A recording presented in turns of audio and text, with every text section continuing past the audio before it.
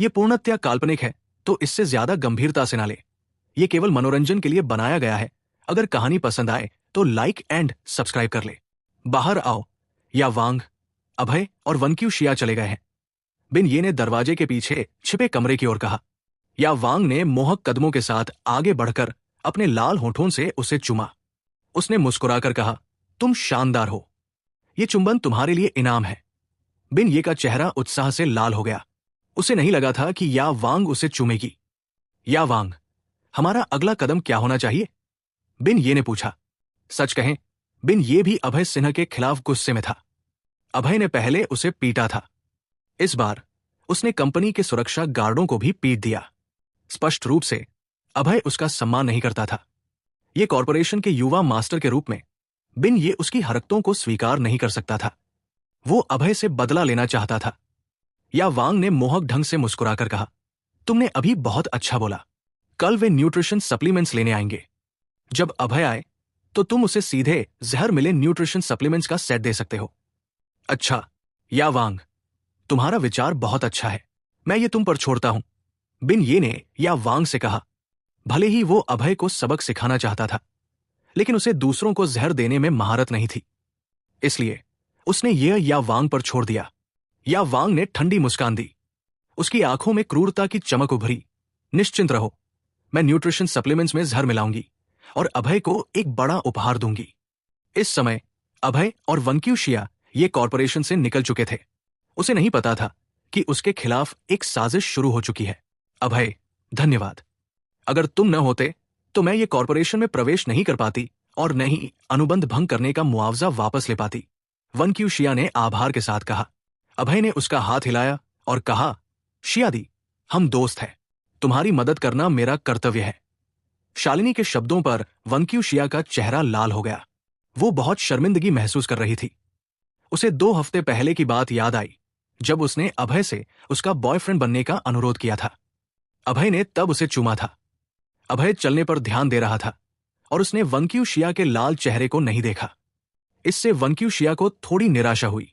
जुर्माने के मुद्दे को हल करने के बाद दोनों ने हिम शिखर कॉरपोरेशन की ओर गाड़ी चलाई। जल्द ही दोनों हिम शिखर कॉरपोरेशन पहुंच गए। बिग ब्रदर सिंह, आप कहां गए थे? श्यामली ने अभय को सेल्स डिपार्टमेंट में घुसते ही रोक लिया। मैं शिया दी के साथ कंपनी का जुर्माना वसूलने गया था। अनुबंध भंग करने का जुर्माना? बिग ब्रदर सिंह, क्या आप उस $5 मिलियन के जुर्माने की बात कर रहे हैं जो ये कॉरपोरेशन हमारा बकाया है? शिया दी कई बार गई थी, लेकिन उन्होंने भुगतान करने से इनकार कर दिया। मैं कौन हूं? जब मैं गया तो बिन ये तुरंत भुगतान करने के लिए राजी हो गया। उसने मुझे कल $5 मिलियन के न्यूट्रिशन सप्लीमेंट्स लेने को कहा, भुगतान के रूप में। बिग ब्रदर सिंह, आप शानदार हैं। श्यामली ने अपनी आंखों में तारे लिए कहा। उसे पता था कि ये कॉरपोरेशन पूर्वांचल शहर में एक बड़ा कंपनी है। पैसे वसूलना बहुत मुश्किल था, लेकिन अभय ये कॉरपोरेशन जाने के बाद पैसे वसूल करने में सक्षम रहा। दोपहर हो चुकी थी और लंच का समय था। हिम शिखर कॉरपोरेशन के कर्मचारियों को दोपहर 12 से 1:03 तक 90 मिनट का लंच ब्रेक मिलता था। कर्मचारी अपने ब्रेक के दौरान झपकी ले सकते थे या खेल सकते थे। इससे उनकी थकान कम होती थी और वे दोपहर में ज्यादा कुशलता से काम कर सकते थे। लंच के दौरान अभय फूड कोर्ट में नहीं गया। इसके बजाय वो सीईओ ऑफिस गया। जब वो सीईओ ऑफिस पहुंचा, शालिनी अभी भी व्यस्त होकर काम कर रही थी। एक केंद्रित औरत सबसे सुंदर होती है। शालिनी आकर्षक थी, चूंकि वो नीचे की ओर देखकर काम कर रही थी। अभय ऊपर से आसानी से उसके स्तनों को देख सकता था। इतना ही नहीं, शालिनी ने आज काली ब्रा पहनी थी। अभय ने उसे गर्मजोशी भरी नजर से देखा। उसे लगभग नाक से खून निकलने वाला था। शालिनी व्यस्त होकर काम कर रही थी जब उसे एक भूखे भेड़िए की नजर का एहसास हुआ। आक्रामक नजर ने उसे असहज कर दिया। शालिनी ने ऊपर देखा और तुरंत अभय को देखा, लेकिन अभय कुछ अजीब लग रहा था। उसकी आंखें खून की तरह लाल थी, जैसे एक भेड़िया। उसकी लाल आंखों में हरे रंग की छींट थी। उसकी आंखें काफी डरावनी लग रही थी। हबी, तुम्हारी आंखें इतनी लाल क्यों हैं, जिसमें हरे रंग की छींट है? शालिनी ने उलझन में अपनी आंखें झपकाते हुए पूछा। ओ नहीं, मेरा शरीर फिर से हरकत में आ गया है। अभय को लगा कि उसका दिमाग धुंधला हो रहा है और वो खुद को नियंत्रित नहीं कर पा रहा है। वो शालिनी के साथ सेक्स करना चाहता था। नहीं नहीं, मैं ऐसा नहीं कर सकता। ये उसका ऑफिस है। मैंने वादा किया था कि मैं उसके साथ शादी के बाद ही सेक्स करूंगा। अभय ने अपने निचले होंठ को जोर से काटा। उसके होंठ से खून बहने लगा, लेकिन ये काफी नहीं था। उसकी आंखें अभी भी लाल और हरी थी। उसे लगा कि वो अपनी हरकतों को नियंत्रित नहीं कर सकता। ऐसा लग रहा था जैसे उसके शरीर के अंदर कुछ रेंग रहा हो। पानी, पानी, पानी। अभय को अचानक शालिनी की बातें याद आई। उसने उसे बताया था कि जब वो खुद को नियंत्रित नहीं कर पाए तो अपने चेहरे पर पानी छिड़क सकता है। इस विचार के साथ अभय ने मुश्किल से शालिनी की डेस्क पर रखा पानी का कप उठाया और अपने चेहरे पर छिड़क दिया। छप। अभय ने कप के अंदर का सारा पानी अपने चेहरे पर डाल दिया। उसका चेहरा, बाल, आंखें और नाक सब गीले हो गए। वो पूरी तरह से भीग गया था। उसका दिमाग तुरंत साफ हो गया और उसके अंदर की आग बुझ गई। तुमने अपने ऊपर पानी क्यों डाला? शालिनी ने भौहें तानकर उलझन में पूछा। उसे अभय की हरकतें समझ नहीं आई। अभय की नजर और हरकतें इतनी अजीब थी। एक पल के लिए शालिनी ने सवाल किया कि क्या सामने खड़ा व्यक्ति अभय है। अभय ने हल्के से मुस्कुराकर कहा, कोई बात नहीं, मुझे थोड़ा गर्मी लग रही थी, इसलिए मैंने प्यास बुझाने के लिए थोड़ा पानी पिया। अभय नहीं चाहता था कि शालिनी उसकी चिंता करे, इसलिए उसने उसे अपने शरीर की समस्या नहीं बताई। इसके अलावा अगर वो सच बोलता तो अभय को नहीं पता था कि उसके शरीर में क्या हो रहा है। ऐसा लगता है कि उसे वुडांग माउंटेन की यात्रा करनी होगी और साधु के गुरु से मिलना होगा। साधु को शायद कुछ पता हो। क्या? प्यास बुझाने के लिए पानी पिया? शालिनी ने आंखें मटकाई। तुमने अपने चेहरे पर पानी क्यों डाला? अगर तुमने चेहरे पर पानी छिड़का तो पानी कैसे पियोगे? भले अभय की हरकतें अजीब थी, शालिनी उससे पूछताछ नहीं कर सकती थी अगर वो बोलना नहीं चाहता। आखिर अपने चेहरे पर पानी छिड़कना कोई शानदार हरकत नहीं थी। शालिनी, दोपहर हो गई है, चलो खाना खाते हैं। अभय ने दिमाग साफ होने के बाद मुस्कुराकर कहा। लंच? शालिनी गुप्ता ने अपनी घड़ी देखी और पाया कि दोपहर हो चुकी थी। अभय के रिमाइंडर के बाद उसे महसूस हुआ कि वो काफी भूखी थी। ठीक है, चलो, शालिनी ने आकर्षक मुस्कान के साथ कहा और अभय के साथ फूड कोर्ट की ओर चली। शालिनी लंबी थी और उसका शरीर मोहक था। चलते समय वो एक आकर्षक खुशबू बिखेर रही थी जो अभय की नजरों को आकर्षित कर रही थी। फूड कोर्ट 3 क्षेत्रों में बंटा हुआ था। पहला था सीईओ क्षेत्र, दूसरा क्षेत्र उच्च अधिकारियों के लिए था और आखिरी था कर्मचारी भोजन क्षेत्र। सीईओ स्वाभाविक रूप से अन्य कर्मचारियों के साथ भोजन नहीं कर सकता था। उसे खाते समय भी कंपनी के मामलों पर विचार करना पड़ता था। कर्मचारी भोजन क्षेत्र बहुत शोरगुल वाला था। अभय और शालिनी सीधे सीईओ के भोजन क्षेत्र में गए। ये 20 वर्ग फुट का बूथ था जिसे सफेद संगमरमर से सजाया गया था। भले ही ये विशाल नहीं था, लेकिन 2 लोगों के लिए बूथ काफी बड़ा था। चूंकि वे केवल 2 लोग थे, उन्होंने शराब नहीं पी। शालिनी को शराब भी पसंद नहीं थी, इसलिए उन्होंने चाय पी। 3 कप शराब एक व्यापारिक रिश्ते को मजबूत कर सकती है। एक चायदानी एक उद्यम को विस्तार दे सकती है। उत्तरी लोग शराब पीना और रिश्ते स्थापित करना पसंद करते हैं। दक्षिणी लोग चाय पीना पसंद करते हैं। हिम शिखर कॉरपोरेशन में ज्यादा महिला कर्मचारी थी, इसलिए ज्यादातर लोग चाय पीना पसंद करते थे। कंपनी के फूड कोर्ट में एक विशेष चाय की दुकान थी। जल्द ही 2 कप उलोंग चाय मेज पर लाए गए। अभय ने शालिनी के लिए 1 कप चाय डाली और खुद ने एक घूंट चाय ली। चाय का स्वाद स्वादिष्ट था। सुगंधित खुशबू ने उसके गले को भर दिया। दोनों ने 4 व्यंजन ऑर्डर किए। अगर वे बहुत सारे व्यंजन ऑर्डर करते तो वे सारा खाना खत्म नहीं कर पाते। उन्होंने 4 कटोरी चावल ऑर्डर किए। अभय 3 कटोरी चावल खाएगा, जबकि शालिनी 1 कटोरी चावल खाएगी। पुरुष की भूख हमेशा औरत की भूख से ज्यादा होती है। दोनों ने खाते समय कंपनी के मामलों पर चर्चा की। अभय, मुझे लगता है कि मैं कंपनी का विस्तार कर सकती हूं। शालिनी ने एक सब्जी का टुकड़ा खाते हुए मुस्कुराकर कहा। अभय ने भौहें तानकर कहा, तुम कंपनी का विस्तार करना चाहती हो? सच कहें, अभय नहीं चाहता था कि शालिनी कंपनी का विस्तार करे। अगर कंपनी का विस्तार होता है तो ज्यादा व्यापारिक सौदे और प्रोजेक्ट होंगे। शालिनी और ज्यादा व्यस्त हो जाएगी।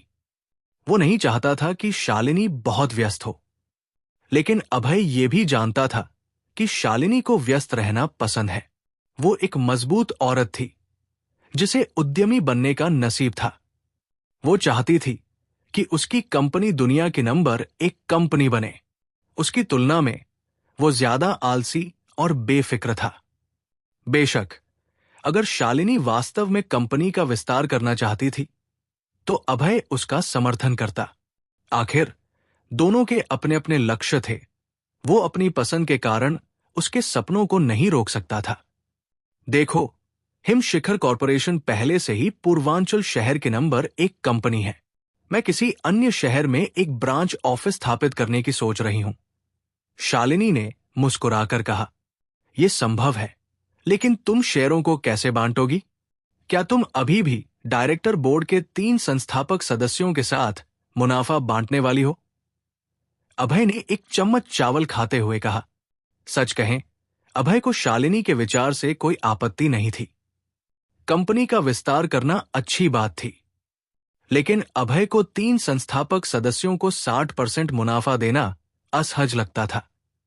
शालिनी ने कंपनी में अपना दिल और आत्मा डाल दी थी। वो अक्सर ओवरटाइम करती थी और पूरी रात जागती थी। बाकी 3 संस्थापक सदस्यों ने कुछ नहीं किया, लेकिन आसानी से 60% मुनाफा ले लिया। इसके अलावा वे अभी भी असंतुष्ट थे और ज्यादा मुनाफा चाहते थे। मैं भी उसी बात से परेशान हूं। मुझे डर है कि अगर मैं ब्रांच ऑफिस स्थापित करूंगी तो डायरेक्टर्स हंगामा करेंगे।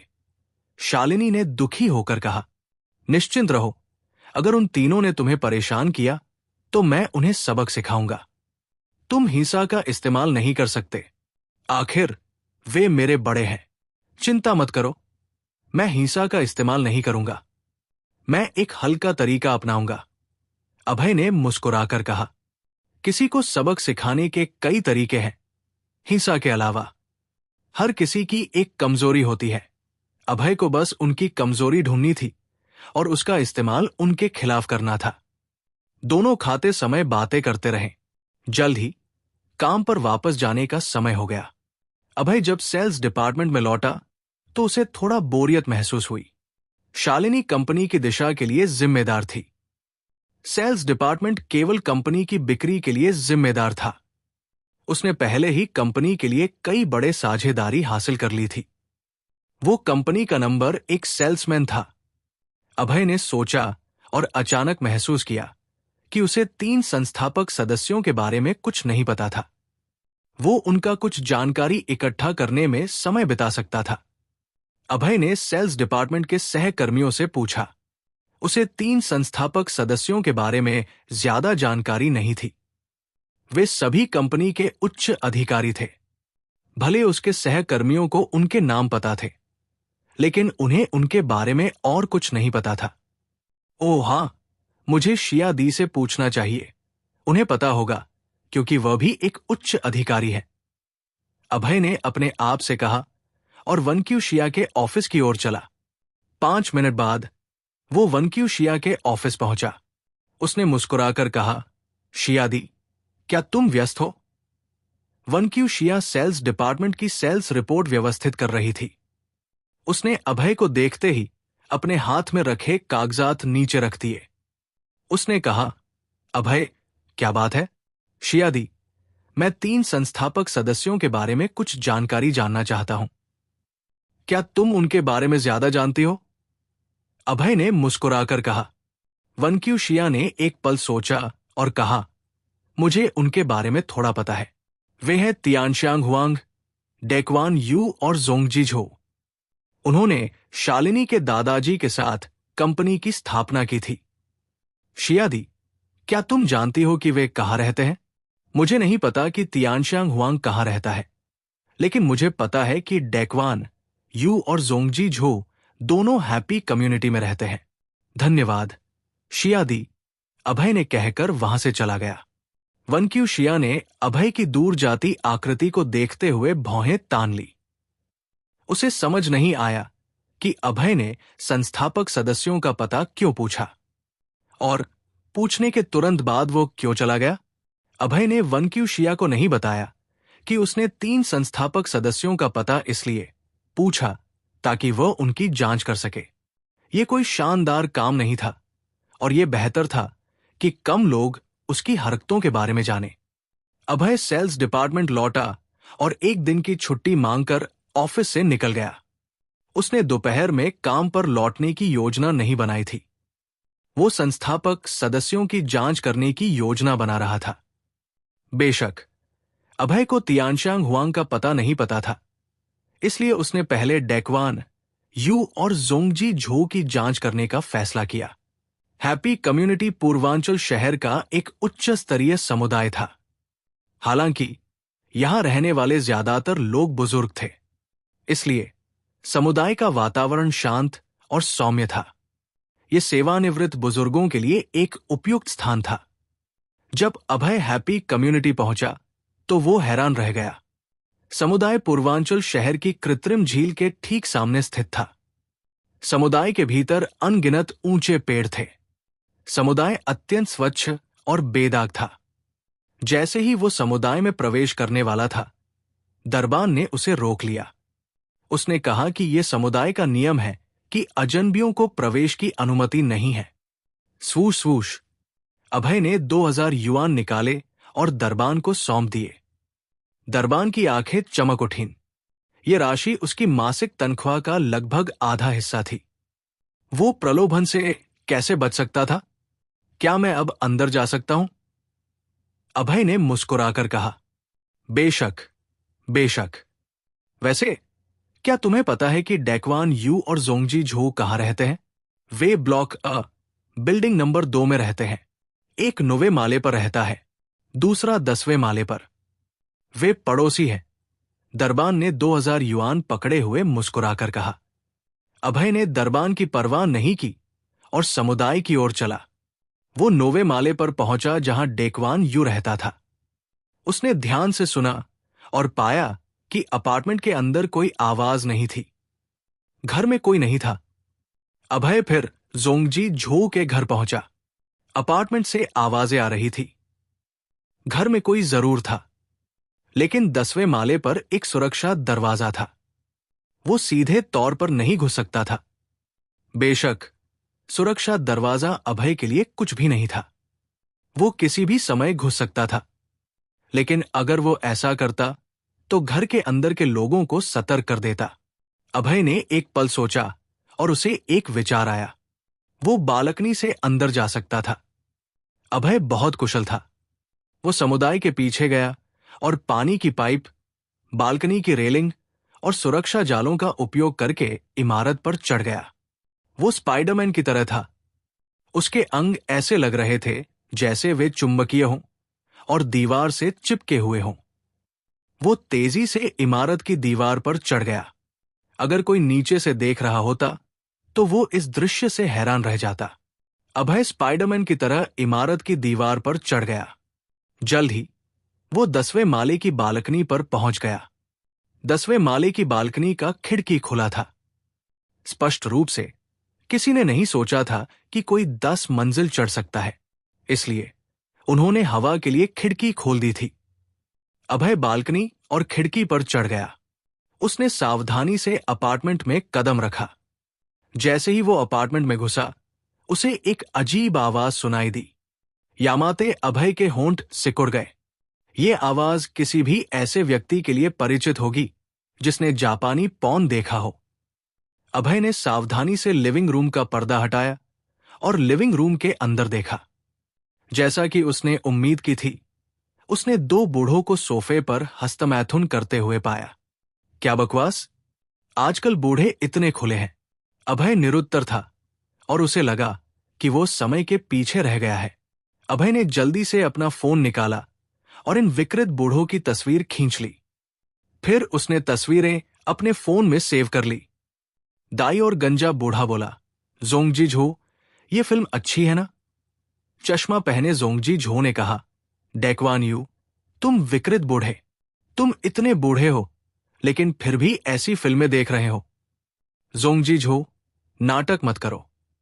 तुमने भी तो फिल्म देखी। मैंने सुना है कि तुम्हारी एक रखेल है। डेक्वान यू, मैंने सोचा था कि तुम अच्छे आदमी हो, लेकिन तुम्हारा भी एक नाजायज बेटा है। जो भी हो, हम दोनों में से कोई भी अच्छा आदमी नहीं है।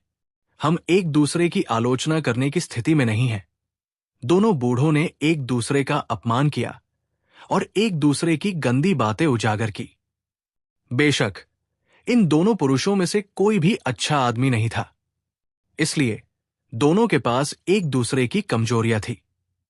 डेक्वान यू ने भौहें तान कर कहा, जोंगजी झो, तुम्हें तियानशांग हुआंग के कंपनी में हमारे शेयर बढ़ाने के सुझाव के बारे में क्या लगता है? जोंगजी झो ने हंसकर कहा, मुझे लगता है कि उसका विचार शानदार है। हमारे पास कंपनी में केवल 20% शेयर है। ये बहुत कम है। शालिनी के पास अकेले 40% शेयर है।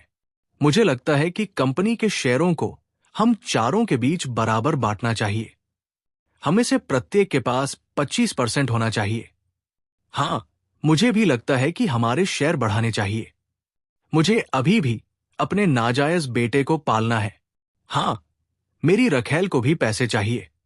तो चलो तियानशांग हुआंग के सुझाव के अनुसार करते हैं। अगर शालिनी हमारे शेयर बढ़ाने से मना करती है, तो हम एकजुट होकर उससे निपट सकते हैं। दोनों बूढ़े विक्रेताओं की तरह हंसने लगे। अभय पर्दे के पीछे खड़ा था और उनकी बातचीत रिकॉर्ड कर रहा था। उसका दिल गुस्से से भड़क रहा था। शालिनी हर दिन इतनी मेहनत करती है और तुम लोगों को 60% मुनाफा देती है, लेकिन ये तीन बूढ़े अपने शेयरों से संतुष्ट नहीं हैं और ज्यादा चाहते हैं। हाँ, तुम लोग इतने बूढ़े हो, लेकिन फिर भी पौन देखने की ऊर्जा है। अभय ने अचानक पर्दे के पीछे से बाहर निकलते हुए कहा। उसकी आंखें बर्फीली ठंडी थी। अभय को देखकर दोनों बूढ़ों का चेहरा रक्तहीन हो गया।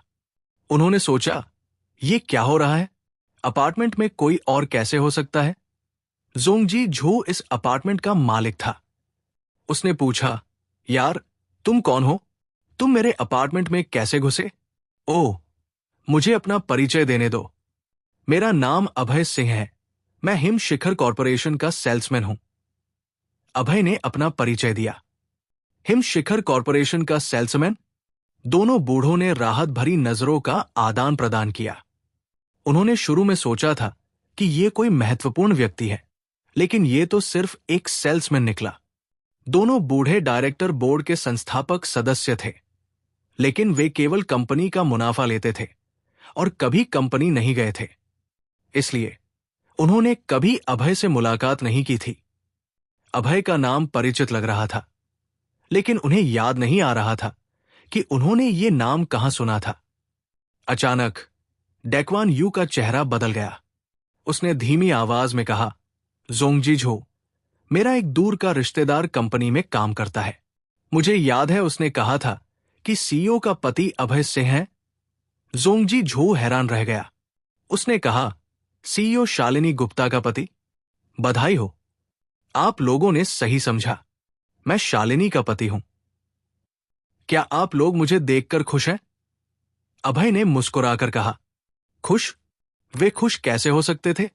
दोनों पौन देख रहे थे और शालिनी के खिलाफ साजिश रचने की चर्चा कर रहे थे। अभय ने निश्चित रूप से उनकी सारी बातें सुन ली होंगी। वे खुश कैसे हो सकते थे? थप्पड़। जोंगजी झो ने तेजी से प्रतिक्रिया दी।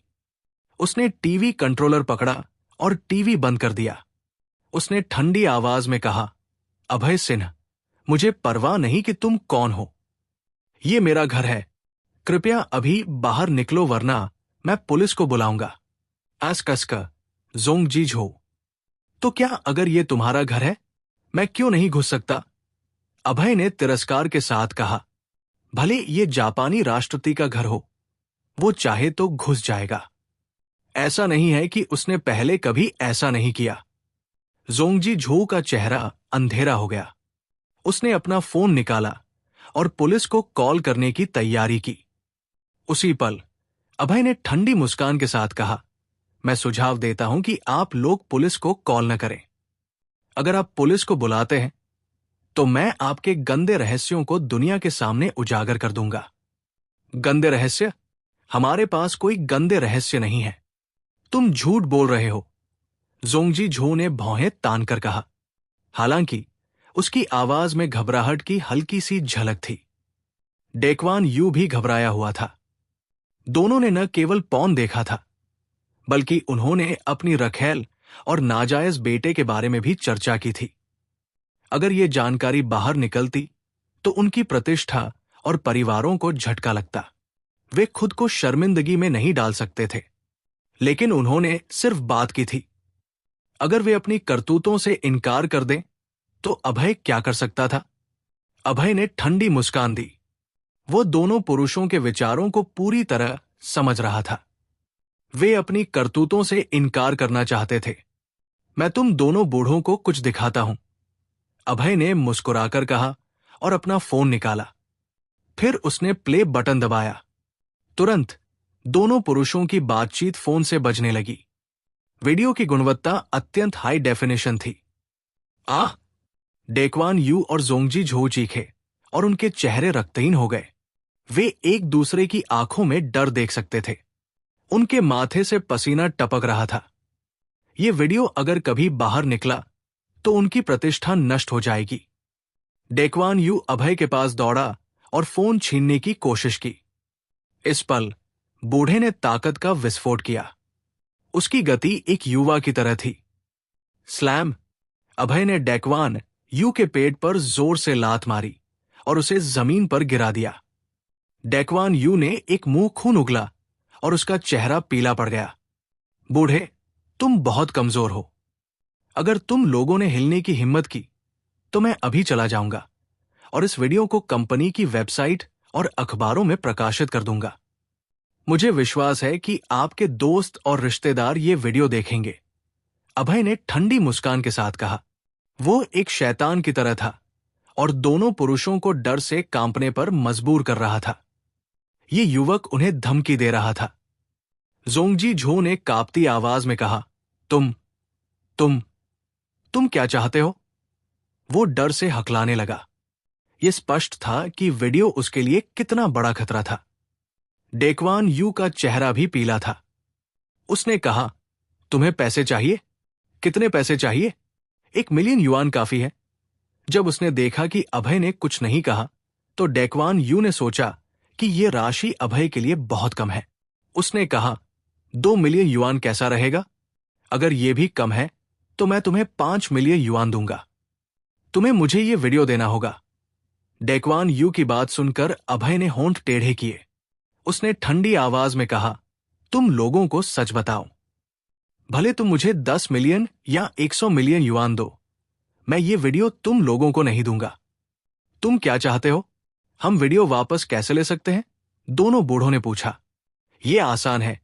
तुम्हें डायरेक्टर्स मीटिंग में शालिनी की मदद करके तियानशांग हुआंग को निकालना होगा। उसके बाद मैं तुम्हें वीडियो वापस दे दूंगा। तियानशांग हुआंग कंपनी का संस्थापक सदस्य है। हमें उसे निकालना नहीं चाहिए। अगर तुम लोग सहमत नहीं होते तो मैं वीडियो को सार्वजनिक कर दूंगा। नहीं, हम कार्यकारी बोर्ड मीटिंग में शालिनी की मदद करके तियानशांग हुआंग को निकालने के लिए सहमत हैं। दोनों बूढ़ों ने जल्दी से कहा। भले वे तियानशांग हुआंग के दोस्त थे, लेकिन अपनी प्रतिष्ठा बचाने के लिए उन्हें शालिनी का समर्थन करना पड़ा। उनके पास कोई विकल्प नहीं था, क्योंकि अभय उनकी कमजोरियों को पकड़े हुए था। बधाई हो, आप लोगों ने सही विकल्प चुना, अभय ने हल्की मुस्कान के साथ कहा। फिर वो बालकनी से नीचे कूद गया। उसके अंग दीवार को एक छिपकली की तरह कसकर पकड़े हुए थे। वो दीवार पर फिसलता हुआ गया और जल्द ही जमीन पर पहुंच गया। डेकवान यू और जोंगजी झो अभय को 10वें माले से कूदते देख हैरान रह गए। वे जल्दी से बालकनी से नीचे झांके ये देखने के लिए कि क्या अभय गिरकर मर गया। अगर अभय मर जाता तो ये बहुत अच्छा होता, क्योंकि तब वे उसकी धमकियों से मुक्त हो जाते। लेकिन जब वे बालकनी पर पहुंचे तो बूढ़े अविश्वास से परे हैरान रह गए। अभय पहले ही जमीन पर उतर चुका था और उनकी ओर हाथ हिला रहा था। फिर वो कूल अंदाज में चला गया। जोंगजी झो, क्या तुम 10वें माले से नीचे कूद सकते हो? डेकवान यू ने भौहें तानकर पूछा। तुम बेतुका सवाल पूछ रहे हो। एक विशेष ऑपरेशनों का अधिकारी भी बिना रस्सी के नीचे नहीं उतर सकता। अभय सिन्हा कोई साधारण व्यक्ति नहीं है।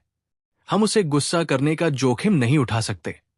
दोनों बूढ़ों ने एक दूसरे की ओर देखा और एक दूसरे की आंखों में हैरानी देखी। उन्हें समझ आ गया कि वे अभय सिन्हा को गुस्सा करने का जोखिम नहीं उठा सकते। अभय सिन्हा बहुत मजबूत था और उनकी कमजोरियां भी उसके पास थी। सोचिए, अभय जमीन से 10वें माले तक चढ़ सकता था।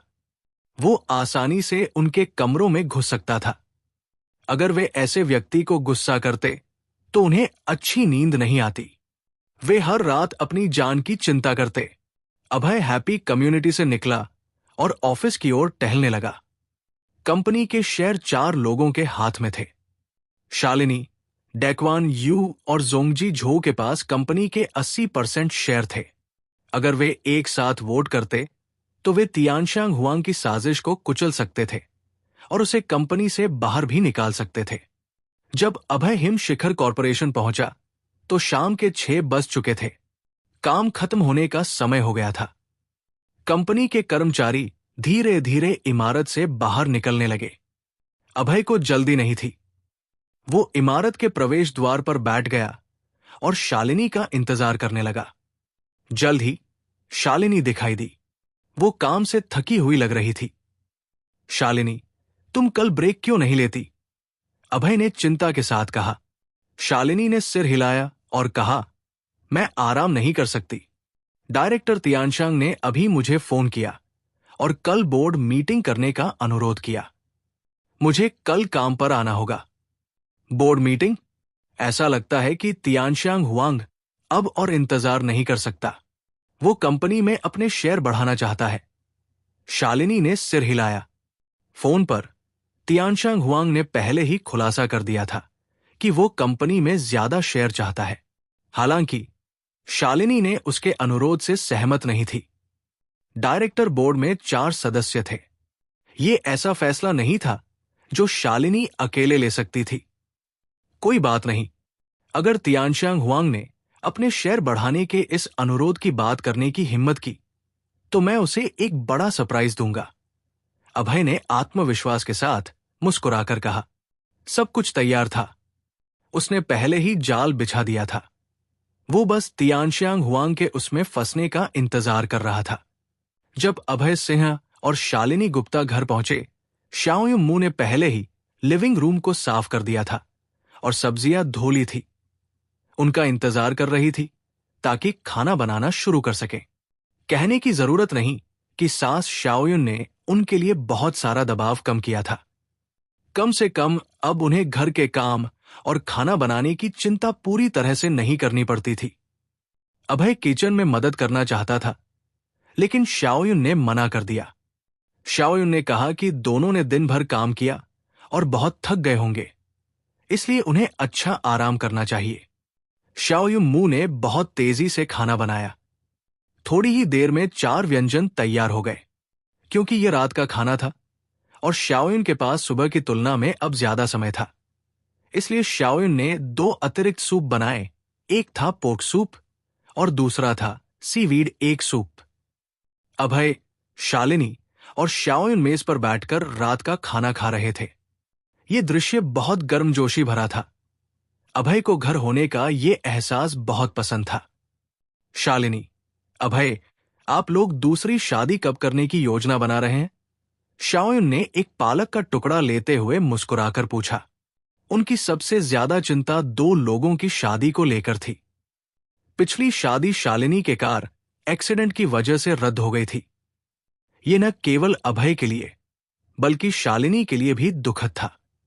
शालिनी की मां के रूप में शाओयुन मू वास्तव में उम्मीद करती थी कि उनकी बेटी अभय से खुशी खुशी शादी कर ले।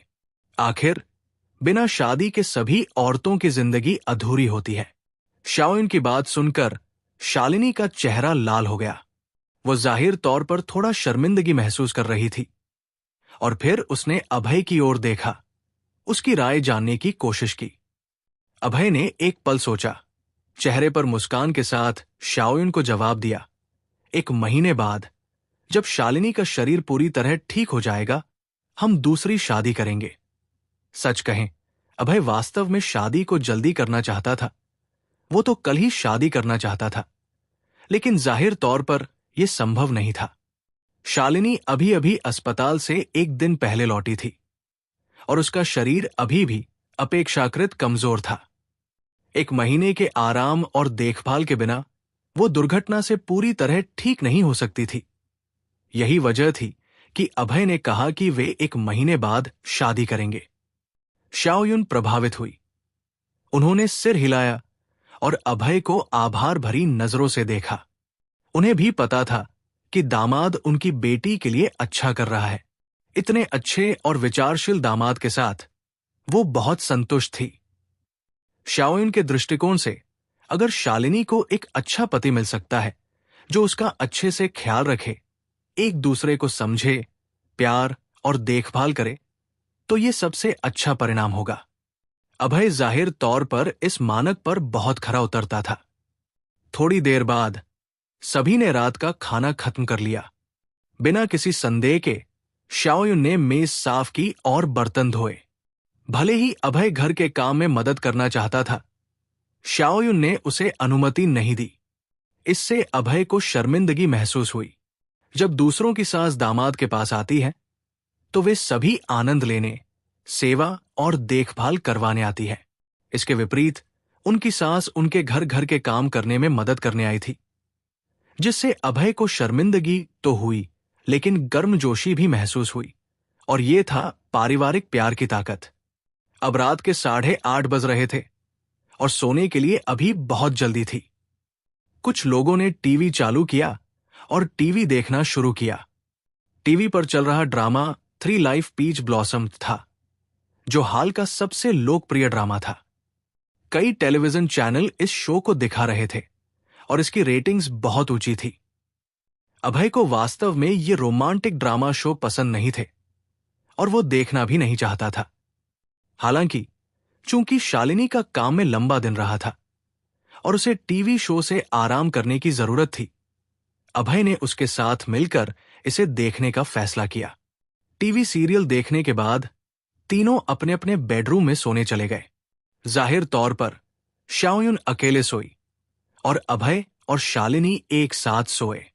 हालांकि अभय और शालिनी एक ही बिस्तर पर सोए, लेकिन वे सिर्फ शरीर के पास सोए, जहां तक कि उन्होंने हाथ पकड़े और अभी तक उन्होंने सेक्स नहीं किया था, क्योंकि अभय ने शालिनी से वादा किया था कि वे शादी होने के बाद की रात को ही सेक्स करेंगे। शालिनी एक रूढ़िवादी और पारंपरिक औरत थी और अभय उसकी इस निर्णय का सम्मान करता था। आजकल के समाज में शालिनी जैसी रूढ़िवादी और पारंपरिक औरतें बहुत कम थी। ज्यादातर औरतें कम उम्र में ही बॉयफ्रेंड के साथ डेटिंग शुरू कर देती थी और शादी से पहले अपने बॉयफ्रेंड्स के साथ सेक्स कर लेती थी। अगले दिन अभय और शालिनी जल्दी उठ गए क्योंकि आज दोनों के पास बहुत सारे काम थे। अभय को आज सुबह ये कॉरपोरेशन जाकर 5 मिलियन का जुर्माना वसूलना था और शालिनी को तियानशियांग हुआंग और अन्य बोर्ड ऑफ डायरेक्टर्स के साथ एक मुश्किल मीटिंग के लिए जल्दी काम पर जाना था। शाओयुन को पता था कि दोनों सुबह व्यस्त है, इसलिए वो सुबह 5 बजे उठकर नाश्ता तैयार करने लगी। जब वे उठे तो नाश्ता तैयार था। अभय और शालिनी ने जल्दी से नाश्ता किया, शाओयुन को नमस्ते कहा, फिर जल्दबाजी में घर से निकल गए। ये कॉरपोरेशन और हिम शिखर कॉरपोरेशन 2 अलग अलग दिशाओं में थे, इसलिए अभय और शालिनी एक ही कार में नहीं गए और अलग अलग निकले। अभय ने टैक्सी लेकर ये कॉरपोरेशन की ओर प्रस्थान किया। शालिनी ने BMW चलाकर हिम शिखर कॉरपोरेशन की ओर। थोड़ी देर बाद अभय ये कॉरपोरेशन पहुंच गया। जब वो ये कॉरपोरेशन पहुंचा तो इमारत के गेट पर एक बड़ा ट्रक खड़ा था, जो हेल्थ केयर दवाओं से भरा हुआ था। इन हेल्थ केयर दवाओं की कीमत लगभग 5 मिलियन युआन थी, जो सभी अनुबंध भंग करने के जुर्माने के रूप में चुकाए गए थे। इस समय बिन ये गेट पर अभय सिंह का इंतजार कर रहा था, चेहरे पर मुस्कान लिए, लेकिन वो मुस्कान नकली लग रही थी। वास्तव में मुस्कान नकली थी। अभय को बिन ये की मुस्कान ने थोड़ा ठंडक का एहसास कराया। वैसे भी ये देखने में असहज लग रही थी। अभय, हेल्थ केयर प्रोडक्ट्स का ये ट्रक तुम्हारी कंपनी के लिए अनुबंध भंग करने के जुर्माने के भुगतान के लिए है। मैं ड्राइवर से कहूंगा कि वो इसे तुम्हारे लिए व्यक्तिगत रूप से भेज दे, बिन ये ने मुस्कुराकर कहा। अभय ने सिर हिलाया और हल्के से जवाब दिया, ठीक है, धन्यवाद। अभय, एक पल रुको। क्या बात है? ये हेल्थ केयर प्रोडक्ट तुम्हारे व्यक्तिगत उपयोग के लिए है। इसकी कीमत 1 लाख युआन है, बस एक छोटा सा उपहार। बिन ये ने बगल से हेल्थ केयर प्रोडक्ट्स का एक बॉक्स निकालकर कहा। इस हेल्थ केयर प्रोडक्ट्स के बॉक्स की पैकेजिंग बहुत सुंदर थी। इसे एक कार्डबोर्ड बॉक्स में लपेटा गया था, जिस पर शुद्ध प्राकृतिक हिरन का सींग और टाइगर वेब पोषक तत्व घोल का लेबल था, जो पुरुषों को उनके चरम अवस्था में पहुंचाने में मदद कर सकता है। हिरन का सींग, टाइगर वेब। अभय को अजीब लगा और उसके होंठ सिकुड़ गए। उसे नहीं लगा था कि बिन ये उसे इस तरह के हेल्थ केयर प्रोडक्ट्स देगा। ये एक किडनी हेल्थ से संबंधित प्रोडक्ट था और जाहिर तौर पर यह शरीर के लिए अच्छा है, लेकिन इससे भी महत्वपूर्ण बात, ये आपके लिंग को मजबूत और लंबे समय तक चलने वाला बनाता है। अगर यह हेल्थ केयर प्रोडक्ट्स का बॉक्स वास्तव में शुद्ध प्राकृतिक सामग्रियों से बना था, तो यह वास्तव में 1 लाख युआन की कीमत का था। आखिर सामग्रियां सभी प्राकृतिक जंगली थी और इसलिए इसका प्रभाव बेहतर होना चाहिए। यह भी एक अच्छा उपहार माना जाता था। अभय ने मुस्कुराकर इस उपहार के बॉक्स को लिया, फिर ट्रक पर चढ़ गया। वो हेल्थ केयर प्रोडक्ट्स की एक गाड़ी हिम शिखर कॉरपोरेशन की ओर ले गया। शालिनी ने अभय को बताया था और उसे हेल्थ केयर प्रोडक्ट्स को हिम शिखर कॉरपोरेशन के कर्मचारियों को सभी कर्मचारियों के लिए पुरस्कार के रूप में भेजने को कहा था। अभय के जाने के बाद बिन ये ने एक छिपे हुए कोने में कहा, या वांग, बाहर आओ। मैंने तुम्हारे निर्देशों के अनुसार जहरीले हेल्थ केयर प्रोडक्ट्स अभय सिन्हा को दे दिए हैं। या वांग कोने से बाहर निकली। उसके सुंदर चेहरे पर तीखापन और ठंडक थी और फिर उसने कहा, अच्छा किया, इस बार अभय सिन्हा जरूर मरेगा। उसने उस हेल्थ केयर प्रोडक्ट्स में जहर डाला था और अगर अभय एक भी पी लेता तो वो निश्चित रूप से नरक में चला जाता। या वांग, तुमने केवल अभय सिन्हा के न्यूट्रिशनल सप्लीमेंट प्रोडक्ट्स में जहर डाला, बाकी न्यूट्रिशनल सप्लीमेंट प्रोडक्ट्स में नहीं, है ना? बिन ये ने पूछा। बेशक, मैंने केवल अभय सिन्हा के न्यूट्रिशनल सप्लीमेंट प्रोडक्ट्स में जहर डाला। या वांग ने अपने मोहक चेहरे पर मुस्कान के साथ कहा। उसकी आंखें चमक रही थी। क्या या वांग ने केवल अभय के प्रोडक्ट्स में जहर डाला था? बिल्कुल नहीं। वो न केवल अभय सिन्हा से बदला लेना चाहती थी, बल्कि वो पूरे हिम शिखर कॉरपोरेशन से बदला लेना चाहती थी। इसलिए उसने सभी न्यूट्रिशन सप्लीमेंट प्रोडक्ट्स में जहर डाल दिया था। एक बार जब हिम शिखर कॉरपोरेशन के कर्मचारी इन जहरीली दवाओं का उपयोग करेंगे तो वे निश्चित रूप से मर जाएंगे। बेचारा बिन ये, या वांग ने अब उसे अपने बदले के लिए एक उपकरण के रूप में हेरफेर कर लिया था, लेकिन दुर्भाग्य से वो अंधेरे में था और उसे कुछ भी नहीं पता था। या वांग, अभय सिन्हा के मरने के बाद तुम मुझसे शादी करोगी, है ना? बिन ये ने या वांग को चमकती आंखों के साथ देखा। या वांग ने सिर हिलाया, मुस्कुराई और कहा, जब अभय सिंह मरेगा मैं तुमसे शादी करूंगी। या वांग के शब्द सुनकर बिन ये का चेहरा खुशी से भर गया और उसकी भौहें उठ गई। जब से बिन ये ने पहली बार या वांग को देखा था, उसे तुरंत इस औरत से प्यार हो गया था और उसने उसका पीछा शुरू कर दिया था। अब आखिरकार इस औरत ने उसे स्वीकार कर लिया था और वो बहुत खुश था। अभय सिन्हा पहले ही जा चुका था, इसलिए वह या वांग और बिन ये की बातचीत को स्पष्ट रूप से नहीं सुन सका। वो एक ट्रक ड्राइवर के साथ हिम शिखर कॉरपोरेशन पहुंचा। गाड़ी में उसने हाओ लुओ को फोन किया और सुरक्षा विभाग के लोगों को दरवाजे पर इंतजार करने को कहा। आधे घंटे बाद ट्रक हिम शिखर कॉरपोरेशन पहुंचा। हाओ लुओ और 1 दर्जन सुरक्षा गार्ड दरवाजे पर खड़े थे। अरे भाई अभय, ढेर सारे न्यूट्रिशनल सप्लीमेंट प्रोडक्ट्स, है ना? न्यूट्रिशनल सप्लीमेंट प्रोडक्ट से भरे ट्रक को देखकर हाओ लुओ के मोटे चेहरे पर खुशी की चमक आई। उसने मुस्कुराकर कहा। अभय ने सिर हिलाया और कहा, हाओ लुओ, इन न्यूट्रिशनल सप्लीमेंट प्रोडक्ट्स को पहले सुरक्षा विभाग के ऑफिस में रख दो। काम के बाद तुम इन्हें कंपनी के कर्मचारियों को पुरस्कार के रूप में बांट सकते हो। कोई समस्या नहीं भाई, हाओ लुओ ने सिर हिलाया और फिर अपने पीछे खड़े सुरक्षा गार्डों को न्यूट्रिशनल सप्लीमेंट प्रोडक्ट्स को ऑफिस में ले जाने का निर्देश देने लगा। सुरक्षा विभाग में 1 दर्जन सुरक्षा गार्ड थे और आधे घंटे के भीतर उन्होंने सभी न्यूट्रिशनल सप्लीमेंट प्रोडक्ट्स को रख दिया। जहां तक ये कॉरपोरेशन के ट्रक ड्राइवर की बात है, उसने सामान उतारा और गाड़ी लेकर चला गया। हां, बिग ब्रदर सिंह, एक बॉक्स में हिरन का सींग और टाइगर वेप है, जो एक उच्च स्तरीय न्यूट्रिशन सप्लीमेंट प्रोडक्ट है। हाओ लुओ ने अचानक आश्चर्य और पहचान के साथ लग्जरी हेल्थ केयर प्रोडक्ट को देखा। आप जानते हैं, उतारे गए मेडिकल न्यूट्रिशन सप्लीमेंट प्रोडक्ट्स में से ज्यादातर की कीमत लगभग 30,000 युआन थी, लेकिन ये हिरन का सींग और टाइगर वेप लिक्विड 1 लाख युआन का था, जो औसत न्यूट्रिशनल सप्लीमेंट प्रोडक्ट से 3 गुना ज्यादा महंगा था। एक पुरुष के रूप में हर कोई स्पष्ट रूप से हिरन के सींग और टाइगर वेप के प्रभाव को जानता था। यह किडनी के लिए अच्छा था। हाओ लुओ की तिरछी आंखें देखकर अभय ने मुस्कुराकर कहा, ठीक है मोटे लड़के, ये न्यूट्रिशनल सप्लीमेंट प्रोडक्ट्स का बॉक्स तुम्हारा है। इसे ज्यादा पियो और रात में अपनी पत्नी के साथ ज्यादा मजा करो। धन्यवाद भाई अभय। हाओ लुओ ने बोतल पकड़ ली। उसका चेहरा उत्साह से भरा था। वो अब शादीशुदा था। हर रात वो और उसकी पत्नी बहुत सेक्स कर रहे थे। इस अवधि में उसकी किडनी कमजोर हो रही थी और ये हिरन का सींग और टाइगर वेप लिक्विड उसके शरीर को जल्दी से बूस्ट कर सकता था। अभय ने हाओ लुओ से कुछ मिनट बात की, फिर कंपनी के कॉन्फ्रेंस रूम की ओर चला। उसे पता था कि आज एक बोर्ड मीटिंग होगी। वो इसे देखना चाहता था। Him Shikhar corporation conference room. Conference room आकार में बड़ा था, 100 वर्ग मीटर से ज्यादा और शानदार सजावट के साथ। सभी खूबसूरती से डिजाइन किए गए और सफेद कांच और सफेद फर्श टाइल से सजाए गए थे।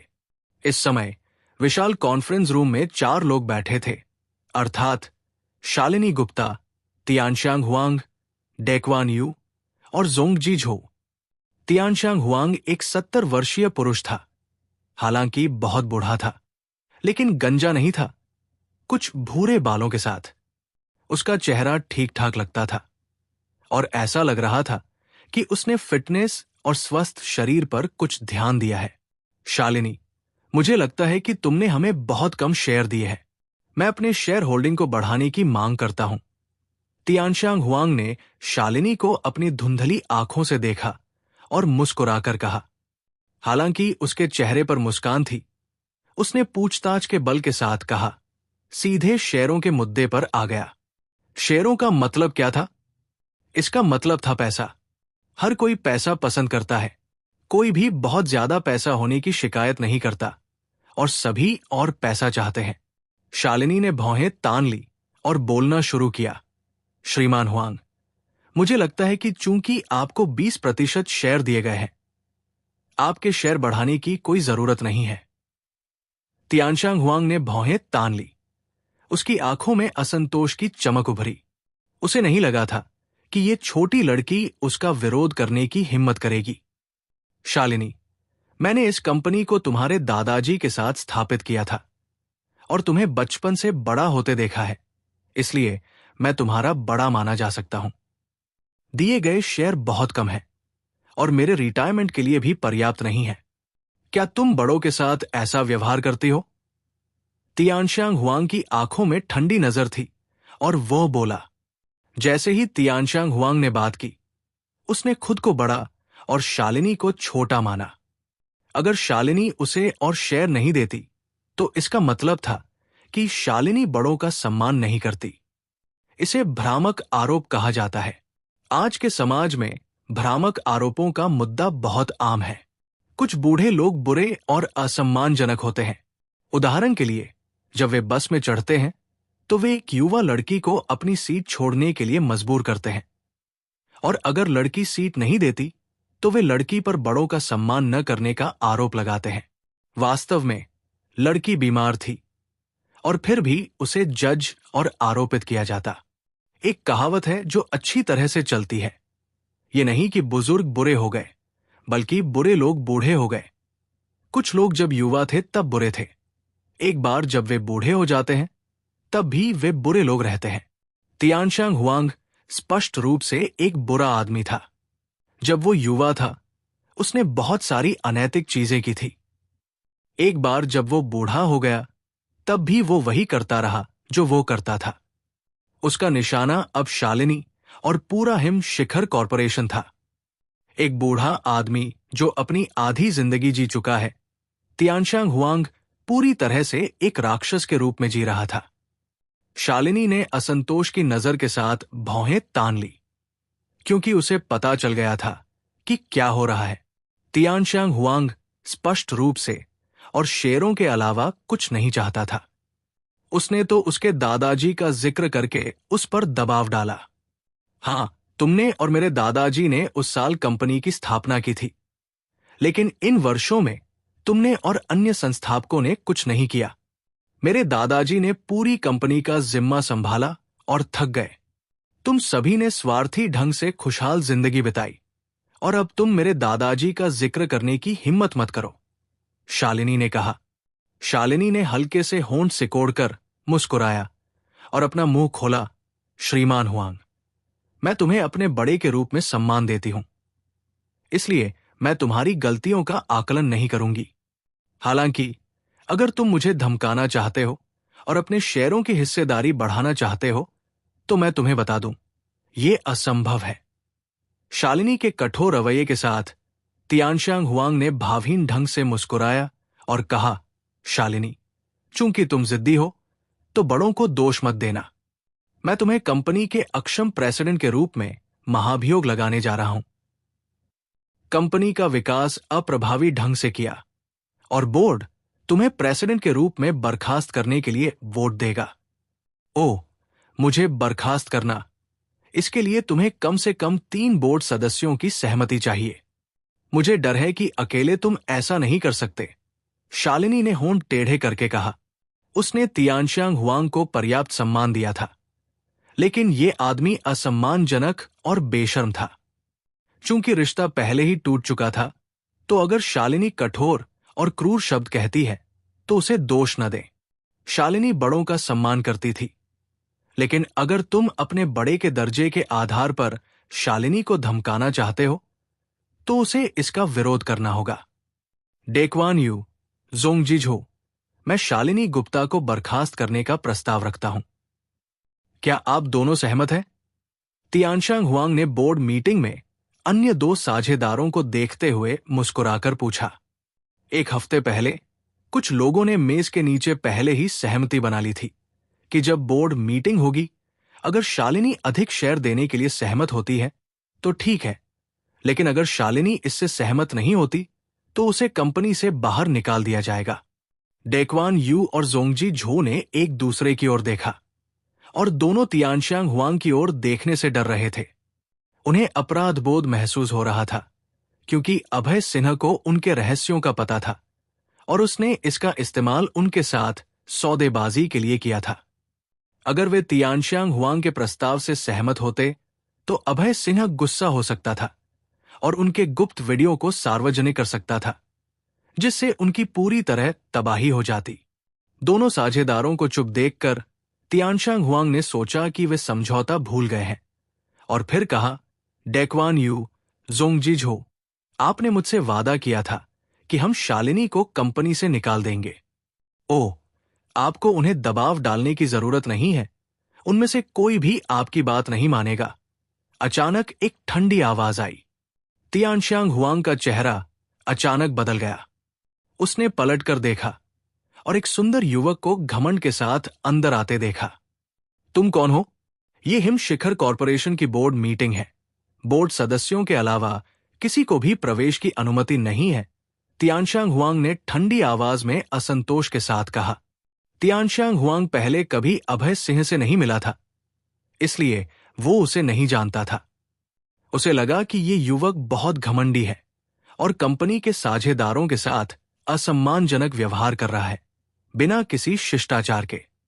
अभय ने हल्के से मुस्कुराकर कहा, मुझे क्षमा करें, मुझे अपना परिचय देने दे। मेरा नाम अभय सिंह है, शालिनी गुप्ता का पति। आप शालिनी को कंपनी से निकालना चाहते हैं। अंदाजा लगाइए मैं क्यों अंदर आया हो सकता हूं। क्या शालिनी का पति? तियानशांग हुआंग ने भौहें तान ली। उसे अचानक याद आया कि किसी ने उसे पहले बताया था, शालिनी का पति अभय सिंह है और वो काफी सुंदर लड़का है। भले ही तुम शालिनी के पति हो। ये बोर्ड मीटिंग है, बाहर निकलो। तियानशांग हुआंग ने चेहरा बदलकर दरवाजे की ओर इशारा करते हुए कहा, यह संकेत देते हुए कि वो चाहता है कि अभय सिंह चला जाए। पोंग। अभय ने उसकी बात नहीं मानी और बेफिक्री से एक कुर्सी लेकर बैठ गया। उसने कहा, मेरे पास एक प्रस्ताव है कि साझेदार तियानशांग हुआंग को बर्खास्त किया जाए। ठीक है, कौन सहमत है और कौन विरोध में है? कौन प्रस्ताव के पक्ष में है और कौन विरोध में है? कॉन्फ्रेंस रूम में मौजूद कई लोग इस अचानक बदलाव से हक्का बक्का रह गए। हालांकि लोग अभय सिन्हा के घमंड से थोड़े असंतुष्ट थे। डेकवान यू ने जल्दी से हाथ उठाए और कहा, मैं अभय सिन्हा के प्रस्ताव से सहमत हूं कि तियानशांग हुआंग को साझेदार के रूप में बर्खास्त किया जाए। डेकवान यू के प्रस्ताव से सहमत होने के बाद जोंगजी झो ने भी जल्दी से हाथ उठाया और कहा, मैं भी अभय सिन्हा के प्रस्ताव से सहमत हूं कि तियानशांग हुआंग को साझेदार की भूमिका से बर्खास्त किया जाए। उनके पास कोई उपाय नहीं था, क्योंकि अभय सिन्हा को उनके रहस्यों का पता था। वे अभय सिन्हा की बात मानने के अलावा कुछ नहीं कर सकते थे। अगर वो कहता है कि किसी को बर्खास्त करना है, तो वे उस आदमी को बर्खास्त कर देंगे। ये देखकर कि अन्य दो साझेदार वास्तव में उसे बर्खास्त करने के लिए सहमत हो गए, उनके खिलाफ खड़े होकर तियानशांग हुआंग का चेहरा तमतमा गया और वो अत्यंत गुस्से में दिखा। डेकवान यू, जोंगजी झो, हम अच्छे दोस्त हैं और हमने शालिनी को निकालने का समझौता किया था। तुमने वास्तव में मेरा विश्वासघात किया। तियानशांग हुआंग ने गुस्से में कहा। वो इतने गुस्से में था कि सामान्य रूप से बात नहीं कर पा रहा था और उसका पूरा शरीर हल्के से कांप रहा था। तियानशांग हुआंग, शालिनी हमारे लिए काफी अच्छी रही है। हमें कुछ करने की जरूरत नहीं है और हमें हर साल 20% लाभांश मिलता है। ये 10 मिलियन है और तुम वास्तव में शालिनी को निकालना चाहते हो। हम तुमसे सहमत नहीं होंगे। डेकवान यू और जोंगजी झो ने न्याय और धार्मिकता के भाव के साथ कहा। इन दो बूढ़ों की बात सुनकर अभय लगभग हंस पड़ा। वो किसी और से ज्यादा जानता था कि उनके दिमाग में क्या चल रहा है। उनमें से कोई भी अच्छा आदमी नहीं है, फिर भी वे न्याय और धार्मिकता की बात कर रहे हैं। शालिनी बहुत प्रभावित हुई।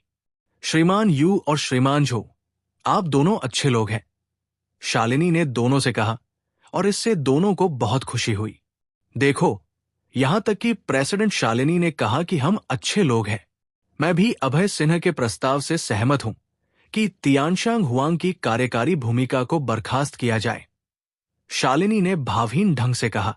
तियानशांग हुआंग ने अभी शालिनी को बर्खास्त करने की कोशिश की थी। अब ऐसा अच्छा मौका था हुआंग से छुटकारा पाने का। शालिनी निश्चित रूप से बदला लेना चाहती थी और तियानशांग हुआंग को बर्खास्त करना चाहती थी। तियानशांग हुआंग खत्म हो गया था। 4 बोर्ड सदस्यों में से 3 ने उसे बर्खास्त करने के लिए वोट दिया। मैं खत्म हो गया। तियानशांग हुआंग का चेहरा रक्तहीन हो गया। उसकी आंखों में निराशा की चमक उभरी। श्रीमान हुआंग, इस पर हस्ताक्षर करें। अभय ने कंपनी का एक दस्तावेज निकाला और कहा, इस दस्तावेज में तियानशांग हुआंग को बर्खास्त करने के कारणों की व्याख्या थी, उनके शेयरों को वापस लेने के लिए। इसके बाद भले ही कंपनी पैसा कमाए, उन्हें कोई लाभांश या बोनस नहीं मिलेगा। इसे कहते हैं खुद के पैर पर पत्थर मारना।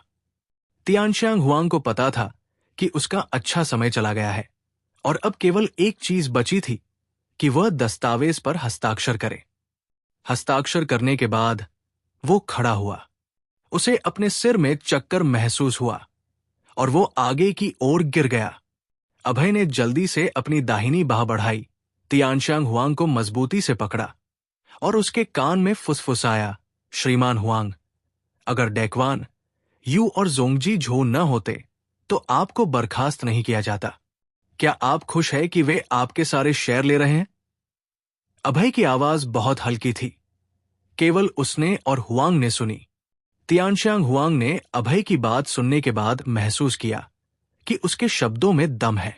उसे कंपनी से निकाल दिया गया और सबसे ज्यादा नफरत करने वाला व्यक्ति शालिनी नहीं थी। ये डेकवान, यू और जोंगजी झो थे।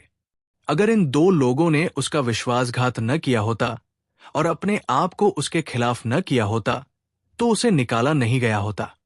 बदला, मैं बदला लेना चाहता हूं। मुझे कंपनी से निकाल दिया गया। तुम दोनों को भी वो मिलेगा जो तुम डिजर्व करते हो। तियानशांग हुआंग अचानक शालिनी की ओर मुड़ा और कहा, प्रेसिडेंट शालिनी, मुझे बोर्ड से निकाल दिया गया। इसमें मेरी कोई गलती नहीं है और मैं ये डिजर्व करता हूं। हालांकि मैं डेकवान यू पर मुकदमा करना चाहता हूं। मुझे लगता है कि वो साझेदार के रूप में उपयुक्त नहीं है। श्रीमान हुआंग, डेकवान यू एक अच्छा आदमी है। आपको क्यों लगता है कि वो बोर्ड पर बैठने के लायक नहीं है? शालिनी ने पूछा, उसकी आंखों में संदेह की चमक उभरी।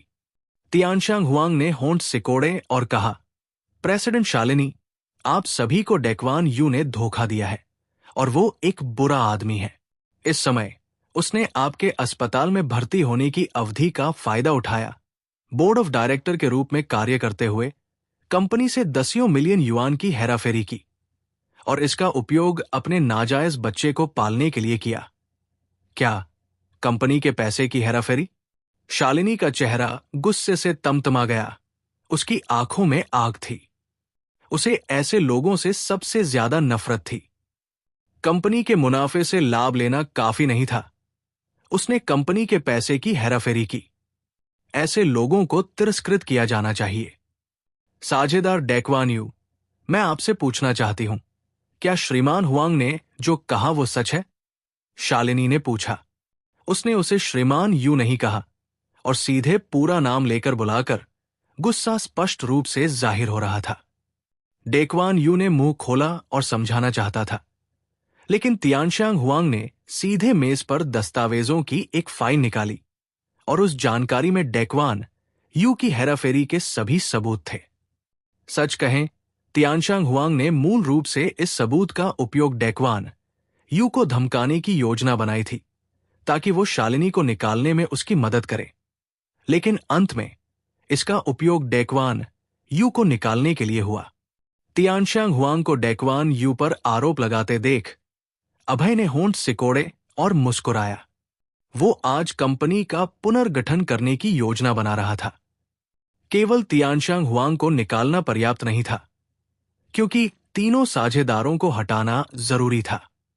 अगर हिम शिखर कॉरपोरेशन को विकसित होना है तो केवल एक ही प्रेसिडेंट हो सकता है और वो व्यक्ति शालिनी गुप्ता होना चाहिए। सभी को शालिनी की बात माननी चाहिए और किसी और को कोई शक्ति नहीं होनी चाहिए। मैं बोर्ड ऑफ डायरेक्टर डेकवान यू को बर्खास्त करने का प्रस्ताव रखता हूं और मेरा प्रस्ताव समाप्त हो गया है। कौन सहमत है और कौन विरोध में है? अभय सिंह ने हल्के से मुस्कुराया, लेकिन उसका लहजा तीखा और ठंडा था। हालांकि तियानशांग हुआंग को बोर्ड से निकाल दिया गया था, उसके पास अभी भी कुछ अधिकार बाकी थे। उसने जोर से कहा, मैं डेकवान यू को निकालने के पक्ष में हूं। शालिनी गुप्ता ने सिर हिलाया और कहा, मैं भी डेकवान यू को बर्खास्त करने के पक्ष में हूं। जोंगजी झो ने जल्दी से दूसरों की ओर एक नजर डाली और देखा कि सभी ने डेकवान यू को निकालने के लिए सहमति दे दी है। उसे पता था कि डेकवान यू ने भ्रष्टाचार की बड़ी गलती की थी, जिसके कारण उसने अपनी सारी शक्ति खो दी थी। मैं भी अभय सिन्हा के साथ डेकवान यू को बोर्ड ऑफ डायरेक्टर से निकालने के लिए सहमत हूं। जोंगजी झो ने अपनी आवाज में न्याय के साथ कहा। इस समय वो भी खुद को धार्मिकता का अच्छा आदमी बनाकर पेश कर रहा था। डेकवान यू एक बूढ़ा आदमी था जिसे हृदय रोग था। यह सुनकर कि उसे बोर्ड से निकाल दिया गया है और उसके नाजायज बेटे का घोटाला उजागर हो गया है, उसके सिर में चक्कर आया और वो जमीन पर गिरकर बेहोश हो गया। क्या बात है? क्या वो मानसिक रूप से इतना अस्थिर था? डेकवान यू को बेहोश होते देख अभय ने आंखें मटकाई और निरुत्तर हो गया। अभय, जल्दी से डेकवान यू को बचाओ, उसे यहां मरने मत देना। शालिनी ने अपनी आंखों में चिंता जाहिर करते हुए अभय से कहा। हालांकि शालिनी को डेकवान यू के भ्रष्टाचार घोटाले से घृणा और तिरस्कार महसूस हो रहा था और उसने उसे कंपनी से निकालकर सजा दी थी, लेकिन यह मुद्दा निश्चित रूप से इतना गंभीर नहीं था कि उसे मौत की सजा दी जाए। इसके अलावा अगर डेकवान यू कॉन्फ्रेंस रूम में मर जाता तो ये हिम शिखर कॉरपोरेशन की प्रतिष्ठा को चोट पहुंचाता। अभय ने सिर हिलाया, डेकवान यू के सामने पहुंचा और उसके दिल के कुछ प्रमुख बिंदुओं पर मालिश शुरू की। हृदय रोग आमतौर पर मनोवैज्ञानिक उत्तेजना और रक्त वाहिकाओं के अवरुद्ध होने से शुरू होते हैं, जिसके कारण लोग बेहोश हो जाते हैं। अभय की मालिश का उद्देश्य संवनी और हृदय अवरोधों को साफ करना था। अभय की मालिश के बाद डेकवान यू जाग गया, लेकिन उसका चेहरा पीला था। डेकवान यू, तुम्हें जोंगजी झो ने कंपनी से निकाल दिया। क्या तुम लेटकर उसे अपने शेयर लेने देना चाहते हो? मर्द बनो, बदला लो। अभय मालिश करते हुए उसके कान में फुसफुसाया। बदला? हां, जोंगजी झो एक कमीना है और तुमने तियानशांग हुआंग के साथ मिलकर मुझे फंसाने की हिम्मत की। तुम कोई अच्छी चीज नहीं हो। डेकवान यू की आंखों में नफरत की चमक उभरी। डेकवान यू अचानक जमीन से खड़ा हुआ और जोर से कहा, प्रेसिडेंट शालिनी, मैं जोंगजी झो पर 50 मिलियन युआन की ज्वेलरी बेचकर केवल 10 मिलियन खाते में दर्ज करने का धोखाधड़ी का मुकदमा करना चाहता हूं। उसने बाकी 40 मिलियन अपने लिए रख लिया। क्या धोखाधड़ी? 40 मिलियन की लेखा धोखाधड़ी? शालिनी का चेहरा जल्दी से बदल गया और वो हैरान थी। उसने मूल रूप से सोचा था कि तियानशांग हुआंग और डेकवान यू अच्छे लोग नहीं हैं। जोंगजी झो को अच्छा इंसान होना चाहिए। उसे कभी नहीं लगा था कि जोंगजी झो और भी घृणित होगा। उसने मनी लॉन्ड्रिंग के लिए पैसों की धोखाधड़ी की। साझेदार जोंगजी झो, मैं बस पूछना चाहती हूं, क्या डेकवान यू ने जो कहा वो सच है? शालिनी ने जोंगजी झो की ओर मुड़कर पूछा। प्रेसिडेंट, कृपया डेकवान यू की बात न सुने, ये सब बकवास है। मैं निर्दोष हूं। मैं कंपनी का पैसा कैसे निगल सकता हूं? जोंगजी झो का चेहरा सिकुड़ा, लेकिन उसने अपनी करतूत को स्वीकार नहीं किया। डेकवान यू ने ठंडी हंसी हंसी अपना फोन निकाला और एक आवाज रिकॉर्डिंग चलाई। रिकॉर्डिंग में जोंगजी झो द्वारा मनी लॉन्ड्रिंग और कंपनी का पैसा अपने पास रखने और डेकवान यू के साथ लंच करने की बातचीत थी। ये सारी बातचीत डेकवान यू ने रिकॉर्ड कर ली थी। इस रिकॉर्डिंग को सुनने के बाद जोंगजी झो का चेहरा रक्तहीन हो गया। उसने गुस्से में कहा, डेकवान यू, तुम कमीने, तुमने मेरी रिकॉर्डिंग करने की हिम्मत कैसे की? जोंगजी झो, मैं कमीना हूं, लेकिन तुम भी कोई अच्छी चीज नहीं हो। तुमने न केवल कंपनी के पैसे से धोखाधड़ी की, बल्कि अपनी शादी में धोखा देकर एक रखेल भी रखी। तुम जैसे लोग कंपनी के डायरेक्टर बनने के लायक ही नहीं हैं। मैं प्रस्ताव रखता हूं कि तुम्हें बोर्ड से निकाला जाए, डेकवान यू ने मुस्कुराकर कहा। तियानशांग हुआंग ने भी साथ दिया और कहा, हालांकि मुझे कंपनी से निकाल दिया गया, कम से कम मैं हिम शिखर कॉरपोरेशन के लिए सर्वश्रेष्ठ की कामना करता हूं। मैं भी जोंगजी झो को बर्खास्त करने का समर्थन करता हूं। इस विनाशकारी घोड़े से छुटकारा पाने के लिए। बगल में खड़ी शालिनी बेशर्म जोंगजी झो पर गुस्से में थी और उसने जोर से कहा, मैं अब घोषणा करती हूं, जोंगजी झो, तुम्हें बर्खास्त किया जाता है। इस बिंदु पर कंपनी के बोर्ड ऑफ डायरेक्टर्स के तीनों सदस्यों को कंपनी से निकाल दिया गया। उन्होंने सभी दस्तावेजों पर हस्ताक्षर किए और शालिनी को शेयर वापस करने का वादा किया। बेशक इन डायरेक्टरों के शेयरों को वापस लेने के लिए विच्छेद पैकेज के रूप में शालिनी ने उन्हें मुकदमा न करने का फैसला किया। तियानशांग हुआंग, डेक्वान यू, जोंगजी झो ने एक दूसरे को गुस्से से देखा, फिर कॉन्फ्रेंस रूम से बाहर निकल गए। शालिनी अब कंपनी के 100% शेयरों की मालिक थी। उसके सुंदर चेहरे पर वो न केवल खुश नहीं थी, बल्कि दुखी थी।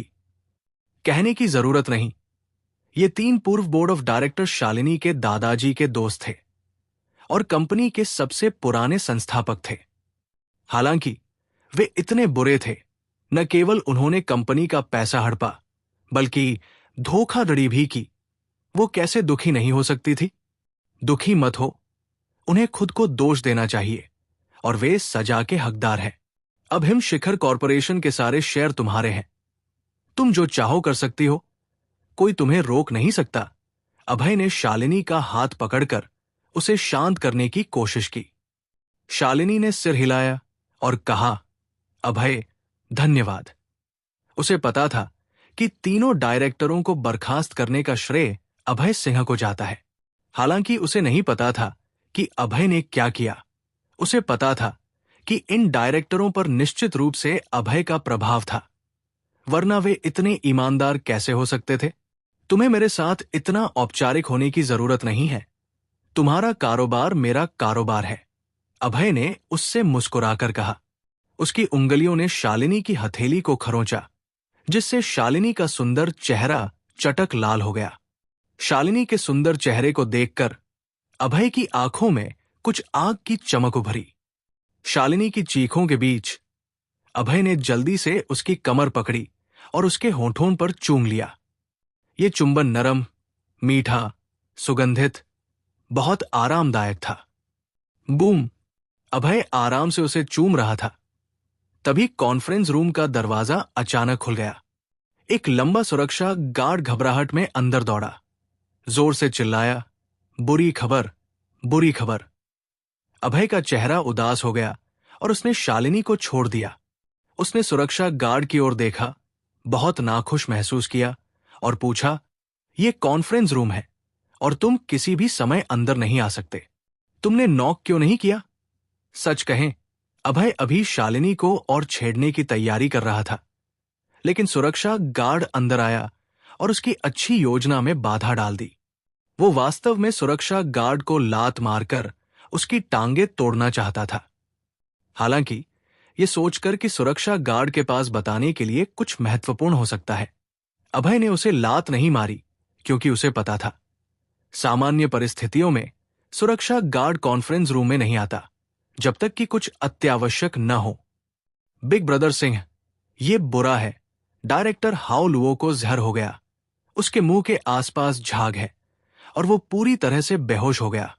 लंबा सुरक्षा गार्ड डर गया। उसकी आंखें डर से भरी थी। क्या हाओ लुओ को जहर हो गया? अभय का चेहरा बदल गया। उसकी आंखों में तनाव की चमक उभरी। हाओ लुओ उसका छोटा भाई था और अब उस मोटे आदमी को जहर हो गया था। उसका दिल बहुत घबराया हुआ था। अभय अचानक खड़ा हुआ, जोर से पूछा, हाओ लुओ को जहर कैसे हुआ? क्या तुम्हें कारण पता है? बिग ब्रदर सिंह, हाओ लुओ सुरक्षा कक्ष में तुम्हारा हिरन का सींग और टाइगर व्हिप लिक्विड पी रहा था और फिर उसने झाग उगलना शुरू किया और जमीन पर गिर गया।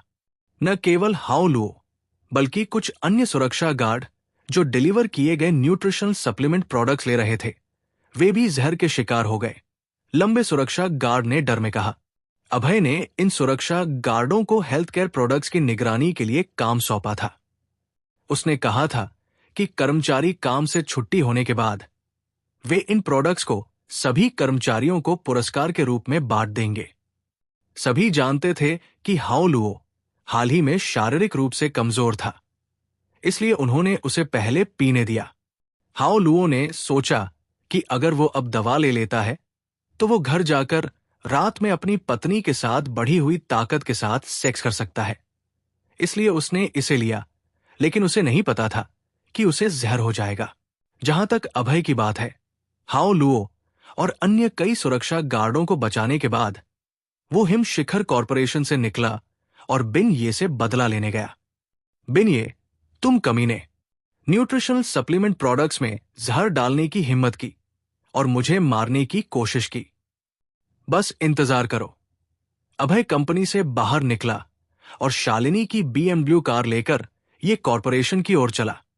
ये कॉरपोरेशन प्रेसिडेंट ऑफिस। बिन ये और यावांग अपने ऑफिस में चाय पी रहे थे। उसने एक घूंट लिया, मुस्कुराया और कहा, यावांग, अगर अभय सिंह ने हिरन का सींग और टाइगर व्हिप लिक्विड पिया तो अब तक वो मर चुका होगा। यावांग ने सिर हिलाया। बिन ये को मोहक ढंग से मुस्कुराई और कहा, हां, अगर उसने इसे पिया तो अब तक वो निश्चित रूप से नरक में होगा। यावांग, तुमने हिरन का सींग और टाइगर व्हिप लिक्विड में कौन सा जहर डाला? बिन ये ने पूछा। मैंने पोटेशियम लंप जहर डाला, जो बहुत विषैला है। भले ही अभय सिन्हा का शरीर शारीरिक रूप से मजबूत हो, वो भी मर जाएगा। यावांग ने क्रूरता से कहा। जब अभय ये कॉरपोरेशन के प्रेसिडेंट ऑफिस में आया तो उसने अंदर की बातचीत सुनी और उसके चेहरे पर अचानक गुस्सा उभर आया। क्या बकवास! ये अविश्वसनीय था, क्योंकि अभय ने सोचा था कि उसे बिन ये ने जहर दिया था, लेकिन उसे नहीं पता था कि ये एक औरत निकली। पोंग! अभय ने दरवाजे को लात मारकर खोला। हत्या की नीयत के साथ चमकती आंखों के साथ कमरे में घुसा। कुतिया, तुमने मुझे जहर देने की हिम्मत कैसे की? अभय ने यावांग को हत्या भरे चेहरे के साथ देखा और चिल्लाया। किसी के गाली देने की बात सुनकर यावांग ने ऊपर देखा और अभय सिन्हा को देखा। उसका चेहरा अचानक बदल गया। तुम मरे क्यों नहीं? यावांग का आकर्षक चेहरा पूरी तरह से आतंक से भर गया। वो कभी नहीं सोच सकती थी कि अभय सिंह न केवल मरा नहीं, बल्कि ये कॉरपोरेशन तक पहुंच गया। सामने देखकर अभय ने निश्चित रूप से उसे पहचान लिया। जब वो और शालिनी अपनी शादी की तस्वीरें ले रहे थे, तब ये औरत बिन ये के साथ थी। उनकी डायमंड वेडिंग ड्रेस छीनने की कोशिश कर रही थी। अभय सिंह, तुमने मेरे पिता स्काई रूलिंग टाइगर को मारा और मैं बदला लेना चाहती हूं। चूंकि तुम आज यहां आए हो, तो जाने की सोचो भी मत। यावांग ने ठंडी हंसी हंसी। उसकी आंखें क्रूरता से चमक रही थी। तुम मुझे मारना चाहती हो? मुझे डर है कि तुम इसके लायक नहीं हो। अभय ने ठंडी हंसी के साथ क्रूर आवाज में कहा। उसके लिए यावांग तो छोड़ो, स्काई रूलिंग टाइगर भी उसका प्रतिद्वंदी बनने के लायक नहीं था। जब तक प्रतिद्वंदी किंग लेवल तक न पहुंचे, जो लोग उससे लड़ने की कोशिश करते हैं, वे बस उसके प्रतिद्वंदी बनने के लायक नहीं हैं। अभय सिंह, मैं मानती हूं कि तुम बहुत शक्तिशाली हो, लेकिन मेरे पास बंदूक है। तुम अच्छे हो, लेकिन तुम गोली से तेज नहीं हो सकते। यावांग ने ठंडी हंसी हंसी और अपनी बाह से बंदूक निकाली, अभय सिन्हा पर निशाना साधा। हालांकि यावांग की बंदूक का सामना करने पर अभय का चेहरा वैसा ही रहा, बिना किसी घबराहट के, और वो आगे बढ़ा। रुको, अगर तुम एक कदम और बढ़े तो मैं तुम्हें मार दूंगी। यावांग ने ट्रिगर पर अपनी उंगली दबाई और ठंडे स्वर में कहा। अभय ने अपने होंठ ऊपर की ओर मोड़े और व्यंग्य की चमक के साथ मुस्कुराया। बंदूक? क्या मजाक है! उसे स्नाइपर राइफल से भी डर नहीं लगता। पिस्तौल की तो बात ही छोड़ दो, कहने की जरूरत नहीं। यावांग ने साधारण लोगों के मानक का उपयोग करके अभय सिंह का अनुमान लगाया, लेकिन क्या अभय सिंह को साधारण लोगों से तुलना की जा सकती थी? जाहिर है नहीं। बूम! यह देखकर कि अभय नहीं रुका और उसकी ओर बढ़ता रहा, यावांग ने ट्रिगर दबाया और एक बेरहम गोली चलाई। अभय ने अचानक अपनी दाहिनी हथेली बढ़ाई और दो उंगलियां, जो लोहे की चिमटियों की तरह दिख रही थी, ने अचानक गोली को पकड़ लिया। क्या उंगलियों से गोली पकड़ ली? यावांग और बिन ये हैरान रह गए। उनके मुंह चौड़े हो गए और उनके चेहरों पर सदमे का भाव था। उनकी आंखें आश्चर्य से भरी थी, जैसे कि उन्होंने कोई भूत देख लिया हो। कुतिया, तुम मौत को बुला रही हो, अभय ने हत्या भरे चेहरे के साथ कहा। वूश! अभय सिंह ने अपने शरीर को एक बवंडर की तरह हिलाया, तेजी से सुरक्षा कक्ष की ओर दौड़ा। उसे तुरंत सुरक्षा कक्ष में पहुंचकर हाओ लुओ और उन जहरीले सुरक्षा गार्डों को बचाने की जरूरत थी। इतनी अविश्वसनीय गति। लंबे सुरक्षा गार्ड को लगा जैसे एक तेज हवा उसके पास से गुजर गई और जल्द ही अभय कॉन्फ्रेंस रूम से गायब हो गया, यहां तक कि उसकी परछाई भी नहीं दिखी। चलो, हमें भी सुरक्षा कक्ष में जाकर देखना चाहिए। शालिनी गुप्ता अचानक कुर्सी से उठी और लंबे सुरक्षा गार्ड के साथ सुरक्षा कक्ष की ओर चली। हाओ लुओ और वे सुरक्षा गार्ड हिम शिखर कॉरपोरेशन के कर्मचारी थे। अगर कुछ होता है, वे यहां मर जाते हैं, तो ये कंपनी पर विनाशकारी प्रभाव डालेगा। अभय की गति तेज थी। 10 सेकंड में वो मीटिंग रूम से सुरक्षा कक्ष में पहुंच गया। जब वो सुरक्षा कक्ष में घुसा तो उसे हाओ लुओ बीच में दिखा और उसके बगल में कुछ अन्य गार्ड भी पड़े थे। इस समय हाओ लुओ बहुत दयनीय लग रहा था। उसका चेहरा जहर से काला पड़ गया था, मुंह पर झाग था, उसका शरीर लगातार कांप रहा था और उसकी पुतलियां फैल गई थी। ऐसा लग रहा था जैसे वो किसी भी सेकंड में मर सकता है। ये अच्छा नहीं है, ये पोटेशियम लंप जहर है। अभय का चेहरा बदल गया, उसकी आंखों में ठंडी चमक उभरी। पोटेशियम लंप जहर एक अत्यधिक विषैला ड्रग था और एक बूंद भी इंसान की जान ले सकती थी। सामान्य परिस्थितियों में अगर पीड़ित का तुरंत इलाज न किया जाए तो वो कुछ मिनटों में मर जाएगा। सौभाग्य से अभय आज हिम शिखर कॉरपोरेशन में था और उसे यहां पहुंचने में कुछ सेकंड ही लगे। अगर वो शहर से बाहर होता और 10 मिनट की देरी हो जाती तो हाओ लुओ मर जाता। अभय तेजी से हाओ लुओ के सामने पहुंचा, उसके कपड़े फाड़े और शरीर पर कई डिटॉक्सिफिकेशन पॉइंट्स की पहचान की। शू शू शू। अभय ने 9 चांदी की सुइयां निकाली, बिजली की तरह तेजी से चुभाई। हाओ लुओ के शरीर के डिटॉक्सिफिकेशन पॉइंट्स पर तेजी से प्रहार किया और फिर जहर को सुइयों की ओर मजबूर किया। जब शालिनी और लंबा सुरक्षा गार्ड सुरक्षा कक्ष में आए तो उन्होंने देखा कि अभय हाओ लुओ को डिटॉक्स कर रहा है, इसलिए उन्होंने उसे परेशान नहीं किया। लेकिन शालिनी की आंखों में चिंता और बेचैनी झलक रही थी। कुछ मिनटों बाद हाओ लुओ के एक्यूपंक्चर के पास बहुत सारा काला जहर जमा हो गया। अभय ने अपनी दाहिनी हथेली को बिजली की तरह तेजी से बाहर खींचा और अचानक सभी 9 सुइयां एक साथ बाहर निकल गई।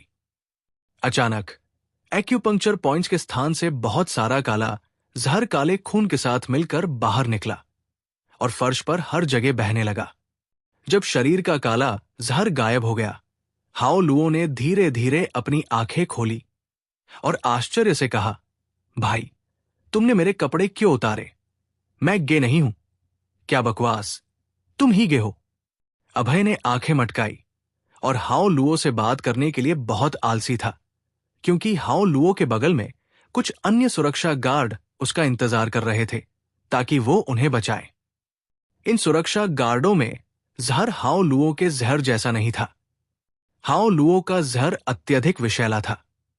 इन सुरक्षा गार्डों में साधारण जहर थे, जैसे चूहे का जहर और कीटनाशक। ऐसा प्रतीत होता है कि हिरन का सींग और टाइगर व्हिप लिक्विड और अन्य हेल्थ प्रोडक्ट्स में जहर अलग अलग थे। अभय को अब पता चल गया था कि बिन ये ने उसे जो हेल्थ प्रोडक्ट्स दिए थे वे सभी जहरीले थे, क्योंकि उनका उद्देश्य उसे और हिम शिखर कॉरपोरेशन के सभी अन्य कर्मचारियों को जहर देना था। कितना क्रूर दिल! अभय का दिल गुस्से से जल रहा था, लेकिन अभी उसे लोगों को बचाने पर ध्यान देना था। अभी बिन ये को जज करने और सजा देने का समय नहीं था, लेकिन पीड़ितों को बचाने के बाद अभय उससे बदला लेने के लिए जाएगा। अभय ने फिर से 9 चांदी की सुइयां निकाली और अन्य सुरक्षा गार्डों को डिटॉक्सिफाई करना शुरू किया।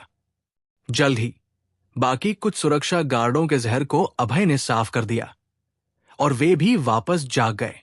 अभय, क्या वे सब ठीक है? शालिनी ने पूछा। अभय ने सिर हिलाया और कहा, वे ठीक है। उनके शरीर के जहर को मैंने साफ कर दिया है, लेकिन ये हेल्थ प्रोडक्ट्स जहरीले होने चाहिए और इन्हें हमारे कर्मचारियों को नहीं भेजा जा सकता। हमें इन्हें तुरंत नष्ट करना होगा। ठीक है। शालिनी ने सहमति दी और फिर कंपनी के कर्मचारियों से इन सभी हेल्थ प्रोडक्ट्स को नष्ट करने को कहा।